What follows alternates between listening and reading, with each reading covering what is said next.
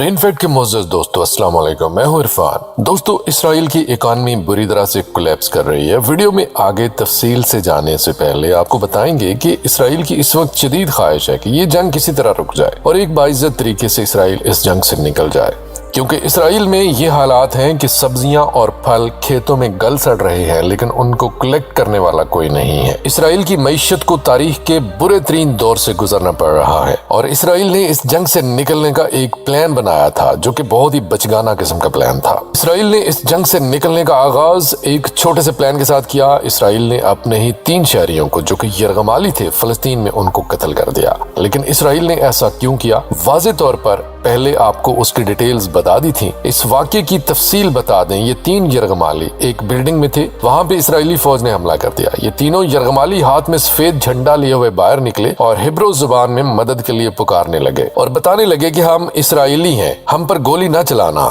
और दोस्तों, हिब्रू जुबान फलस्तीन में नहीं बोली जाती। इस जुबान को बोलते हुए देखकर ही इन इसराइली फौजियों को समझ आना चाहिए था कि ये उसके अपने शहरी हैं, लेकिन उनका प्लान कुछ और ही था। इसराइली फौजियों ने उनको खुद ही मार दिया। हालांकि बाद की खबरें जो आ रही हैं, जिनकी तफसील आई, तो उसने पूरे इसराइल में आग लगा दी। ये तीनों शहरी जब उस बिल्डिंग से निकले तो न सिर्फ मदद के लिए पुकार रहे थे, बल्कि उन्होंने सफेद झंडा भी उठा रखा था। सफेद झंडा उठाने का मतलब है कि हम सरेंडर करते हैं। और अगर ये फलस्तीनी शहरी भी होते तो सफेद झंडा हाथ में उठाकर आने का मतलब है कि उनको माफ कर देना चाहिए, उन पर फायरिंग नहीं करनी चाहिए। लेकिन चूंकि इसराइली फौजी एक प्लान पर काम कर रहे थे, लिहाजा उन्होंने अपने ही इन 3 शहरियों को कत्ल कर दिया। और इन 3 शहरियों के मरने की खबर भी इसराइल खुद ही नशर कर देता है। अगर खबर खुद नशर न करता और ये सारी तफसील खुद न बताता, तो हमास ने, जो कि इस वाक़े की रिकॉर्डिंग की हुई थी, वो पब्लिक कर देता और यूं इसराइल का झूठ खुलकर सामने आता और इस पर इसराइली शहरियों का गुस्सा डबल हो जाता, क्योंकि नंबर 1, उन्होंने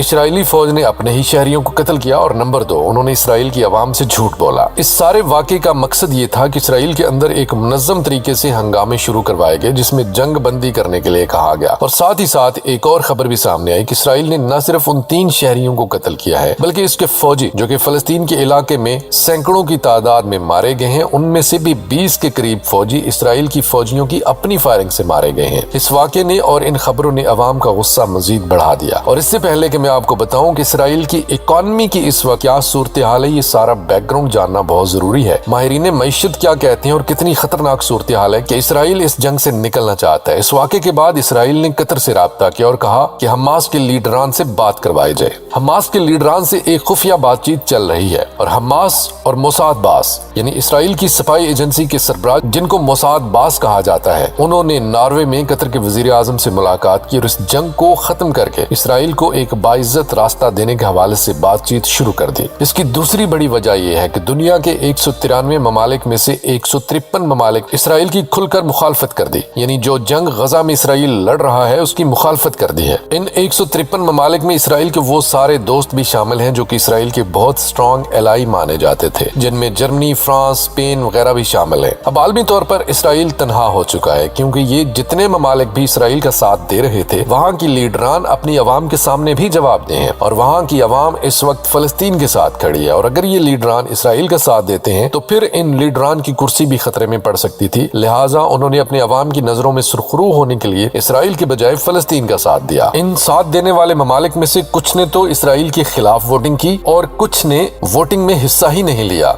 हिस्सा न लेने का मतलब ही इसराइल के खिलाफ ही वोटिंग है, क्योंकि वोटिंग में हिस्सा लेने की सूरत में उनको इसराइल का साथ देना पड़ता और उन्होंने इसराइल का साथ नहीं दिया, लिहाजा वो इसराइल मुखालिफ ही तस्वर किए जाएंगे। इनमें से एक बड़ा नाम बरतानिया का है, जिसने वोटिंग में हिस्सा नहीं लिया, क्योंकि बरतानिया इसराइल का सबसे बड़ा एलाई भी है, जो कि वोटिंग वाले दिन गैर हाजिर रहा। अमेरिका ने वोटिंग में इसराइल का साथ जरूर दिया, लेकिन अमेरिका इसराइल की इस जंग को लंबा नहीं खींचना चाहता, क्योंकि जो बाइडेन पर शदीद प्रेशर है। अमेरिका के अंदर इसराइल की मुखालफत में और फलस्तीन के हक में बहुत जंगों पर मुजाहरे भी हुए हैं। लिहाजा जो बाइडेन, जो अपनी मकबूलियत पहले ही खो चुका है, वो किसी सूरत अपनी मकबूलियत को मजीद नहीं खोना चाहता और उसने इसराइल को कहा है कि जल्द अज जल्द इस जंग को समेटा जाए। यहाँ पर इसराइल को एक और बहुत बड़ा शॉक लगा है, जो कि उसे उसके मजबूत एलाई UAE ने पहुंचाया آیا ہے۔ ابھی جنگ ختم نہیں ہوئی کہ اسرائیل یہ پلاننگ کر رہا ہے کہ غزہ کے اندر تعمیر کیسے شروع کی جائے گی۔ اس کے لیے اس نے UAE اور سعودی عربیہ کے حوالے سے خبر چھاپی کہ غزہ میں تعمیرات میں UAE اور سعودی عرب مدد دیں گے، لیکن اس پر UAE نے اسے 10,000 واٹ کا جھٹکا لگا دیا اور کہا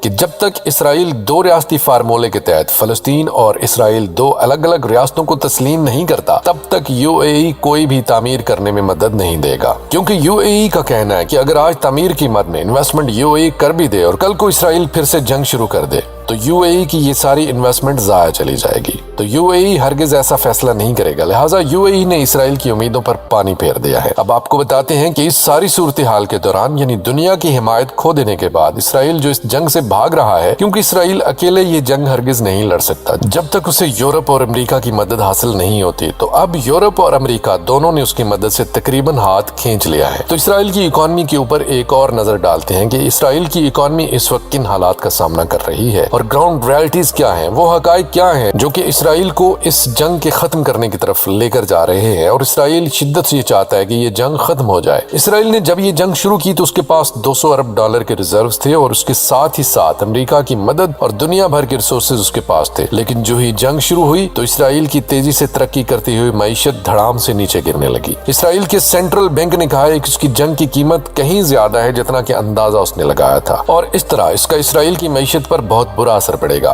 اتنا برا جتنا کہ گزشتہ کئی دہائیوں میں نہیں پڑا۔ جیسے جیسے جنگ آگے بڑھتی جائے گی کہیں سے ریونیو تو نہیں ملے گا، لیکن اخراجات بڑھتے جائیں گے۔ 7,60,000 اسرائیلیوں کو اپنی جگہوں سے موو کر کے کہیں اور جانا پڑا ہے، یا پھر ان کو ریزرو فورس کے طور پر اسرائیلی آرمی میں زبردستی بلا لیا گیا ہے، کیونکہ اسرائیل کے قانون کے مطابق ہر شہری ریزرو فورس کا حصہ ہے جس کو کسی بھی وقت بلایا جا سکتا ہے۔ 7,60,000 لوگ اسرائیل کی ورک فورس کا 18% بنتے ہیں، اور ان 7,60,000 لوگوں کی شارٹیج کی وجہ سے اسرائیل کی ٹیک انڈسٹری کو جو کہ GDP کا 20% مہیا کرتی ہے اور اسرائیل کی ایکسپورٹ کا 50% ہے، اس کو ورک فورس کی شارٹیج کا سامنا کرنا پڑ رہا ہے۔ سینٹرل بیورو آف اسٹیٹسٹکس کی ایک اسٹڈی کے مطابق ہر 3 میں سے ایک کمپنی یا تو بند ہو چکی ہے یا پھر بہت کم کیپیسٹی پر کام کر رہی ہے، جن میں سے آدھی انڈسٹری کو 50% ریونیو لاسز کا سامنا کرنا پڑ رہا ہے۔ بہت سارے کنسٹرکشن پروجیکٹس بند کرنے پڑ رہے ہیں کیونکہ جس دن حماس نے اسرائیل پر حملہ کیا اس دن ہزاروں فلسطینیوں کے ورک پرمٹ بند کر دیے گئے تھے۔ اسرائیل کے کھیتوں میں سبزیاں اور پھل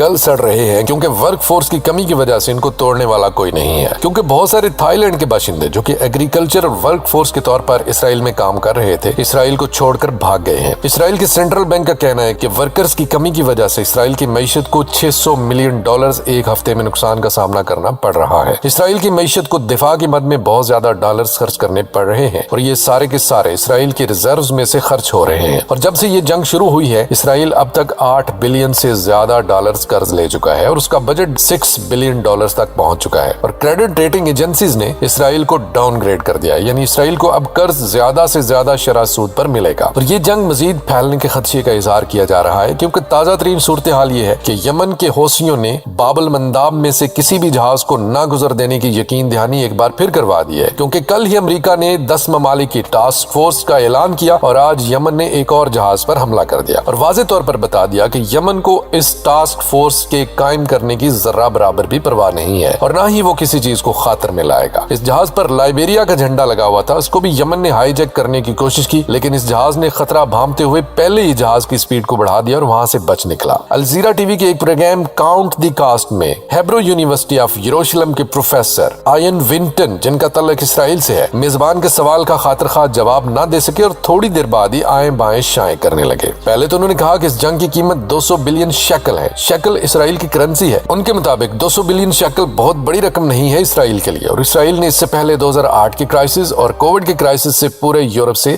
بہتر کارکردگی دکھائی تھی، لیکن میزبان نے ان کو ان کی ہی بات پر پکڑ لیا کہ جو ٹیک انڈسٹری ہے اس کے بہت سارے لوگ جو اکانومی میں بڑا اچھا پارٹیسپیٹ کر رہے تھے، جب ان کو ٹیک انڈسٹری سے نکال کر اسرائیل کی آرمی میں بھیج دیا گیا تو اسرائیل کی معیشت جس کی ایکسپورٹ کا 50% ٹیک انڈسٹری سے آتا ہے، وہاں پر ورک فورس کی شارٹیج کا سامنا ہے، اور یہ جنگ ابھی کوئی پتہ نہیں ہے کہ کتنا عرصہ چلے گی۔ تو آپ کیسے کہہ سکتے ہیں کہ یہ ایسٹیمیٹ ہی فائنل ہے؟ تو ان پروفیسر کے پاس کوئی جواب نہیں تھا۔ میزبان نے ان کو لاجواب کر دیا اور کہا کہ ایک دن میں $270 ملین جنگ کی کاسٹ آ رہی ہے، اور آئندہ آنے والے دنوں میں یہ مزید بڑھ جائے گی۔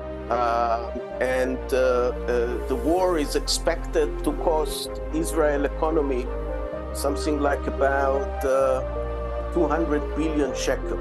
इस छोटे से क्लिप में आप वाज़ेह तौर पर देख सकते हैं कि ये प्रोफेसर साहब अचानक किस तरह से कंफ्यूज हो गए और बातों का जवाब ना दे सके। एक और बहुत बड़ा मसला जो कि इसराइल की मईशत को फेस करना पड़ सकता है कि वो इन्वेस्टर जो इसराइल के अंदर इन्वेस्टमेंट कर रहे थे राइट नाउ वो इसमें कोई इन्वेस्टमेंट नहीं कर रहे और वो इस जंग के खत्म होने का इंतजार करेंगे और इस तरह से भी इन्वेस्टर की अपनी इन्वेस्टमेंट इसराइल की इकोनॉमी से निकाल लेने के बाद इसराइल की मईशत की नाव बहुत बुरी तरह से डगमगा रही है। यही वजह है कि इसराइल इस जंग से जल्द बाहर निकलना चाहता है, लेकिन अब सूरत हाल ये है कि इसराइल तो कंबल को छोड़ना चाहता है लेकिन कंबल अब इसराइल को नहीं छोड़ रहा। ये वीडियो आपको कैसी लगी? अगर हमारी वीडियो आपको पसंद आई तो हमारे फेसबुक पेज को लाइक कीजिए, हमारे चैनल को सब्सक्राइब कीजिए और वीडियो को ज्यादा से ज्यादा शेयर कर दें ताकि आपको इस तरह की मजीद वीडियोस देखने को मिलती रहे।